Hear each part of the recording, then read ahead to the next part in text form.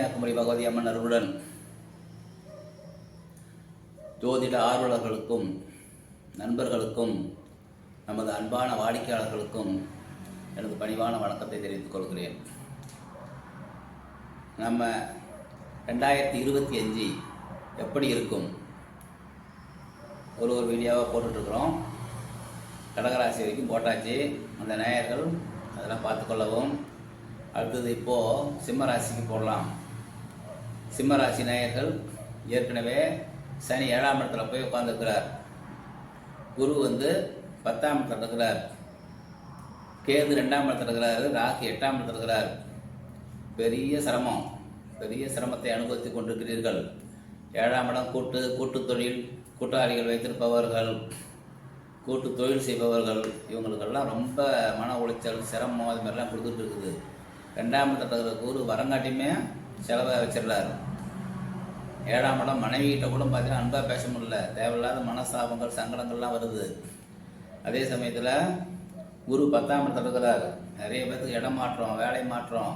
வேலை மாறினாலும் சந்தோஷமாக இல்லை, அங்கே போனாலும் நிம்மதி இல்லாத ஒரு அமைப்பு. இதெல்லாம் அனுபவிச்சுட்டு இருக்கிற சிம்மராசி நேயர்களே, இப்போது சனி பயிற்சி வருது. அதாவது கிட்டத்தட்ட இன்னும் ஒரு 3 மாதம் தான் இருக்குது. அதாவது மார்ச் மாதம் 29ஆம் தேதி சனி பயிற்சி ஆகிறார். அதாவது 7ஆம் இடத்திலிருந்து 8ஆம் இடத்துக்கு போகிறார். அப்பாடான்லாம் இருக்க முடியாது. ஏன்னா 7ஆம் இடத்தை விட 8ஆம் இடம் மோசம். 8ஆம் இடம் தான் அஷ்டமத்து சனி. அதாவது நம்ம சனி பகவான் ஒரு 3 இடத்துல தான் அதிகமாக கெடுதல் பண்ணுவார். 3 இடத்துல தான் அதிகமாக நல்லது பண்ணுவார். அந்த கெடுதல் பண்ணக்கூடிய 3 இடத்துல உங்களுக்கு ஒரு இடத்துல வந்துருக்கிறார். 8ஆம் இடத்துக்கு வந்துருக்கிறார். ஒரே ஒரு நல்ல விஷயம் என்னன்னா, இப்போ 10ஆம் இடத்துல இடமாற்றம், அலைச்சல், சங்கடங்கள், பிரச்சனைகள், இங்கே இருக்கத்தா அங்கே இருக்கத்தா, வெளிநாட்டுக்கு போகிறதா உள்ளூரில் இருக்கிறதா அப்படின்னு தலைமோதிக்கிட்டு இருந்த உங்கள் ராசிக்கு 10ஆம் இடத்துல உட்கார்ந்து அந்த குரு பகவான் 5வது மாதத்துக்கு மேலே 11ஆம் இடங்கிற லாபஸ்தானத்துக்கு போகிறார். அப்போ 11ஆம் இடம் ஓரளவுக்கு முயற்சி விடலாம் இல்லையா? பணம் வந்தால் எந்த விஷயத்தையும் சமாளிக்கலாம். முடிஞ்ச வரைக்கும் அஷ்டமத்து சனியால் அடுத்தவங்க சிக்கல்களில் போய் மாட்டிக்காதீங்க. தேவையில்லாத வீண் விரயங்களை தவிர்க்கவும்.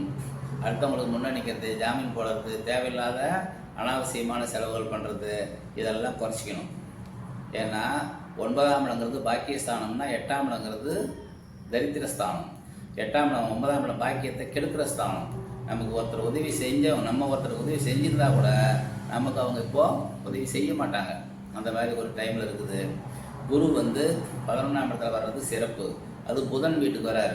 புதன் படிப்பு, அதாவது படிப்பு சம்மந்தமான வேலை செய்பவர்கள். புதனால் காலபூசணங்கிறதுக்கு 3ஆம் இடம். 3ஆம் இடம்னா கம்ப்யூட்டர் சம்மந்தமான துறைகளில் இருப்பவர்கள், புது முயற்சிகள், சினிமாவில் எடிட்டிங் மாதிரி துறையில் இருக்கிறவங்க, வெளிநாடு போகிறவங்க, இவங்களுக்கெல்லாம் கொஞ்சம் நல்ல பலனை தான் தருவார். அதனால் குரு பயிற்சி நமக்கு சப்போர்ட்டிவாக இருக்குது. அதே சமயத்தில் இந்த ராகு கேது இருக்கிறாங்க பார்த்தீங்களா, அவங்க 2ஆம் லக்கணத்தில் கேதுவும் 7ஆம் இடத்துல ராகும் வராங்க. அதாவது இதிலே ஒரு வித்தியாசம் என்னென்னா, இப்போ லக்கணத்துக்கு ராகு 7ஆம் இடத்துக்கு கேது வந்ததுன்னா ரொம்ப சிரமப்படுவீங்க. தேவையில்லாத போட்டி, பொறாமை, சங்கடம் இதெல்லாம் வரும். ஆனால் லக்கணத்தில் கேது ஞானக்காரன் சொல்கிறது. ஞானக்காரன் வரும்போது, இவன் இருந்தால் இப்படியா, இவங்க இப்படியா அப்படின்னு தெரிஞ்சுக்கிற சில விதிமுறைகளை கொடுப்பார். அப்போ நிச்சயமாக கேது நமக்கு ஞானத்தை கொடுப்பார். ஞானம்னாவே என்ன, பட்டு தெரிஞ்சால் தான் ஞானம். இவனுக்கு போயிடக்கூடாது, இவனுக்கு செஞ்சிடக்கூடாது, இப்படின்னு வரதானே ஞானம். அதனால் முடிஞ்ச வரைக்கும் அடுத்தவர்கள் விஷயத்தை தலையிடுவதை தவிர்க்கவும். மற்றபடி பிள்ளைங்களுக்கு திருமண வாய்ப்புகள் கைகூடும். 5ஆம் இடத்தை குரு பார்க்கறதால எந்த பிரச்சனை வந்தாலும் நம்ம பேர் கெடாமல் இந்த வருஷம் குரு பகவான் பார்த்துப்பார். ராகு கேது தேவையில்லாத டென்ஷனு, மன உளைச்சல், போட்டி, பொறாமைகளை ஏற்படுத்துவார். முடிஞ்ச வரைக்கும் அடுத்தவங்களுக்கு முன்னணிக்கிறதோ போகிற விஷயங்கள்லாம் முடிஞ்ச வரைக்கும் தவிர்த்துருங்க. அடுத்தது உடல்நலக் குறைவுகள் சில பேருக்கு வரலாம். தேவையில்லாத அலைச்சல்கள், சங்கடங்கள் வரலாம். அதாவது ராகு நம்ம காலபுருஷனங்கிறதுக்கு 11ஆம் இடத்துல, அதாவது லக்கணத்துக்கு 7ஆம் இடத்துல உட்காந்துல முழங்கால் சம்மந்தமான பிரச்சனைகள் வரும். ஸ்டெமினா குறைவு, உடல் பாதிப்பு இதெல்லாம் வரலாம். 8ஆம் இடத்துல சனி வேறு இருக்காரா, அதனால் உடல் நல குறைவுகள் ஏற்படும். மாரக பயம் உண்டாகும். மற்றபடி இந்த வருடம் நம்ம எதிர்பார்க்குற மாதிரி பலமான வருடம் இல்லை. இருந்தாலும் குரு பகவான் பொருளாதாரத்தை கொடுத்தும் பிள்ளைகளினுடைய சப்போர்ட்டை கொடுத்தும் உங்களுக்கு ஆதரவு தெரிவிப்பார்.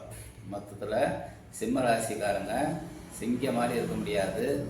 ஓரளவுக்கு நியாயமான வருமானத்தை கொண்டு நியாயமான விஷயங்களை காப்பாற்றிக் கொள்ளலாம். குரு வந்து 7ஆம் இடத்தை, அதாவது வந்து பார்த்திங்கன்னா 11ஆம் இடத்துல இருந்து அவர் வந்து சிறப்பு 9ஆம் பார்வையை 7ஆம் இடத்தை பார்ப்பார். அப்போ கணவன் மனைவி ஒரே பேர பெரிய மன உளைச்சல் வராமல் காப்பாற்றிடுவார். குரு பார்வை இருக்குது. அதேமாதிரி அஷ்டமத்து சனி 8ஆம் இடத்துல இருந்தாலும் அவர் குருவுடைய வீட்டில் இருக்கிறார். குரு வந்து நம்ம சிம்ம லக்கணத்துக்கு சாதகமானவர். அதனால் பெரிய தொந்தரவுகளை தரமாட்டார்.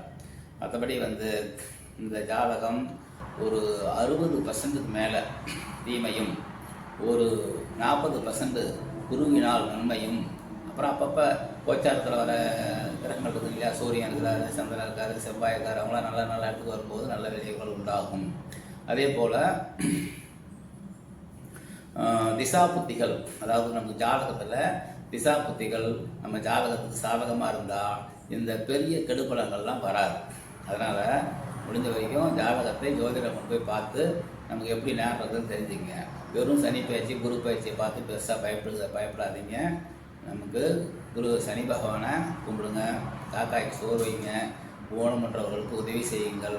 குரு பகவான் ஆல்ரெடி அவர் நல்லது பண்ணுவார். நீங்கள் கும்பிட்டாலும் பண்ணுவார், கும்பிடலாலும் பண்ணுவார். ராகு கேது அப்படிங்கிறவங்க உடல் ஊனமுற்றவர்கள், அதாவது அவங்களுக்கு நம்ம உதவிகள் செய்யலாம். இதெல்லாம் செஞ்சிங்கன்னா கெடுபலன்களை தடுத்து விடலாம். மற்றபடி வந்து மறுபதிவில் சந்திப்போம். அடுத்தது வந்து நம்ம கன்னி ராசிக்காரங்களுக்கு போடுவோம். நன்றி, வணக்கம்.